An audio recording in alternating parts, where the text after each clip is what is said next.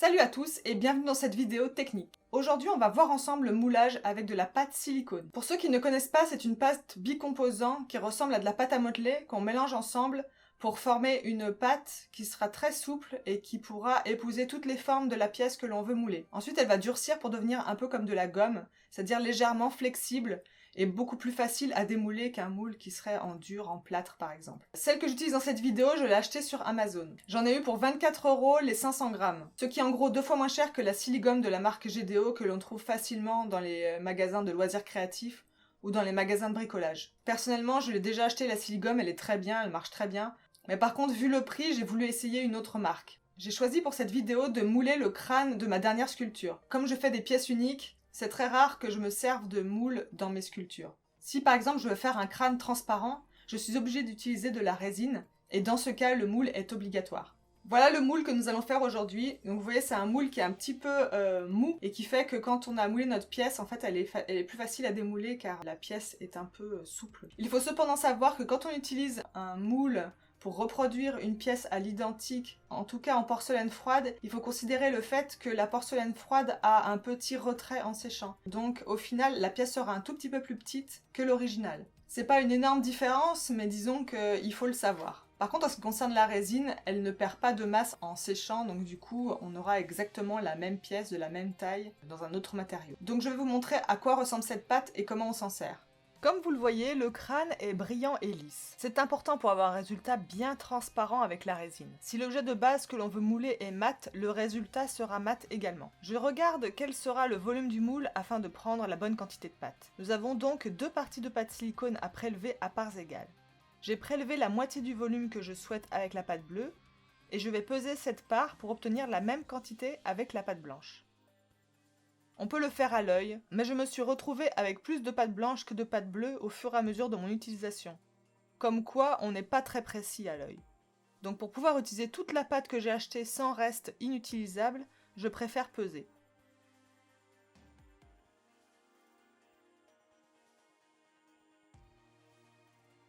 Nous avons donc 2 parties de pâte silicone à égal volume et à égal poids. Je m'installe sur mon tapis silicone et nous allons passer à l'étape de malaxage. Il faut que le mélange soit homogène, et c'est pour ça qu'il y a 2 couleurs différentes afin de visualiser si le mélange est bien fait. C'est là que je pense avoir fait ma première erreur, car j'ai voulu trop bien faire et j'y ai passé trop de temps. En plus, il y avait une grosse quantité à mélanger, donc je n'ai pas eu trop le choix de bien la mélanger, donc ça m'a pris du temps. J'ai lissé le dessus avec une boîte en plastique et j'ai vite enfoncé mon crâne dans la pâte fraîche. Ensuite, j'ai tant bien que mal essayé de recouvrir tout le crâne avec la pâte et c'est là que je me suis rendu compte qu'elle était en train de prendre. Du coup, je n'ai pas pu fermer le moule proprement.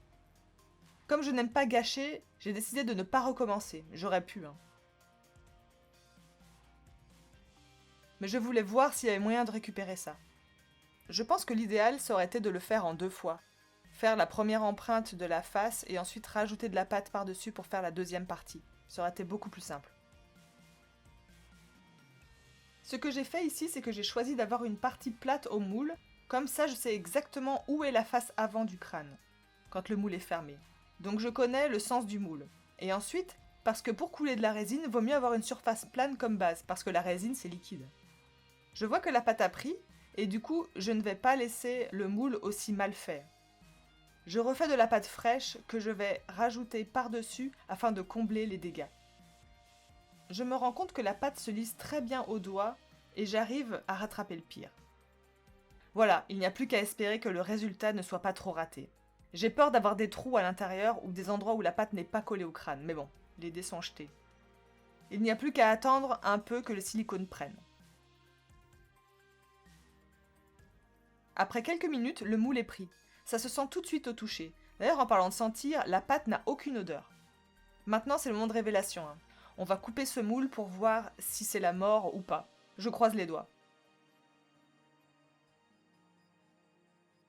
Je prends quand même le temps de réfléchir au sens dans lequel je coupe le moule et c'est parti. Je fais un petit zigzag au départ pour pouvoir retrouver le sens exact quand il faudra rassembler les 2 parties du moule à nouveau. Couper cette matière est très satisfaisant. Ça se coupe extrêmement bien, le cutter glisse tout seul. Ça y est, j'ai fait tout le tour. Je finis de couper les petites parties qui n'ont pas été coupées, en faisant attention de ne pas trop rayer le crâne qui est dedans. C'est pas parce que je sens que j'ai échoué à faire un moule parfait que je vais bâcler les finitions. Bon bah le moment fatidique est arrivé, hein. On va ouvrir ce moule. Et c'est le drame. Bon bah je m'y attendais. Là, il y a un creux qui a rien à y faire. Il y a un trou, mais bon, ça c'est pas très grave. Et puis, bon bah l'arrière du crâne, là c'est le pire. Hein. Mais je vais quand même essayer de rattraper tout ça. Par contre, je constate que ma bidouillerie de rattrapage a bien tenu, et on ne voit pas où j'ai rajouté de la pâte après coup.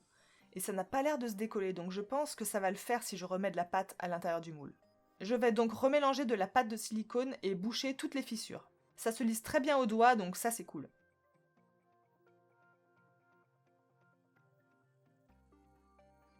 Pour combler le trou du menton, je mets un petit peu de pâte et je vais remettre le crâne dedans, pour que ça prenne bien la forme.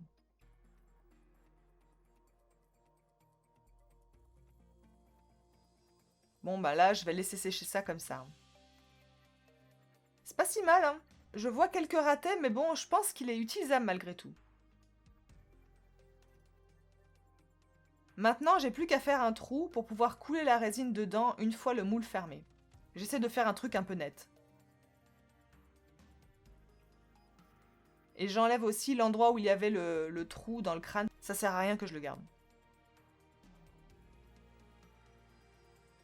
Et voilà, pour l'utiliser en coulée, on met un élastique ou plusieurs pour bien le fermer et pour ne pas que ça bouge. Et on n'a plus qu'à verser la résine dans le moule ou le plâtre, ou ce qu'on veut d'ailleurs.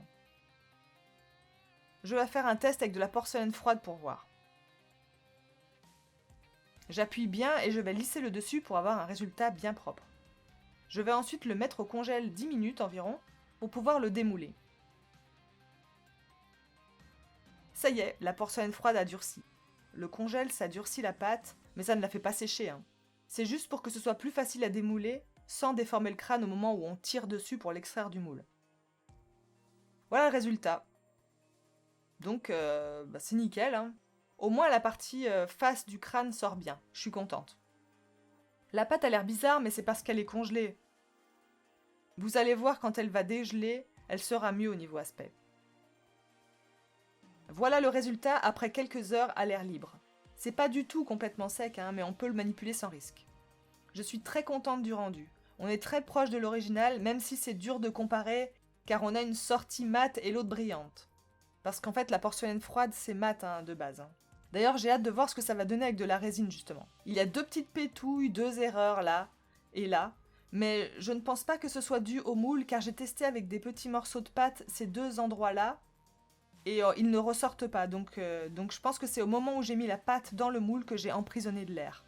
Voilà, ce petit tuto moulage est terminé. J'espère que mon expérience et mes galères à l'utiliser vous auront apporté des réponses. Et voilà un avis objectif sur le produit. En résumé, je la trouve très bien. Elle est très malléable, très agréable au toucher, très précise sur le rendu final, donc elle prend bien tous les détails. Après, le point négatif, c'est qu'elle durcit vraiment extrêmement vite, beaucoup plus vite que la Siligomme, d'après mon expérience. Du coup, il faut prendre ça en compte quand on moule notre pièce. Je le saurai, moi, pour les prochaines fois. Alors évidemment, il existe d'autres formes de silicone de moulage. Il existe par exemple du silicone liquide. Donc pour utiliser celui-là, il faut mettre la pièce dans un contenant et couler le silicone à l'intérieur. Je n'en ai pas chez moi, mais j'aimerais bien essayer, donc je le testerai peut-être dans une prochaine vidéo. À mon avis, le silicone liquide est beaucoup plus indiqué pour faire le genre de moule que j'ai fait aujourd'hui, c'est-à-dire un moule fermé à 360 degrés. La pâte de silicone est beaucoup plus indiquée pour faire des moules une face, comme la moitié de ce moule en fait. On prend notre pièce et en fait dans la pâte fraîche, on va l'enfoncer dedans, on aura une empreinte parfaite. Ça marche beaucoup mieux comme ça. Là, en recouvrant la pâte, j'ai pas eu le temps de le faire et du coup, ça a été plus compliqué. C'est faisable, mais c'est pas l'idéal. Voilà, c'est tout pour ce tuto. J'espère qu'il vous a plu. N'hésitez pas à partager cette vidéo. Activez les notifications pour ne pas rater les prochaines vidéos qui vont sortir. Abonnez-vous si vous venez d'arriver, ça me ferait plaisir. Et pour ceux qui sont déjà abonnés, on se retrouve bientôt dans une prochaine vidéo. Ciao!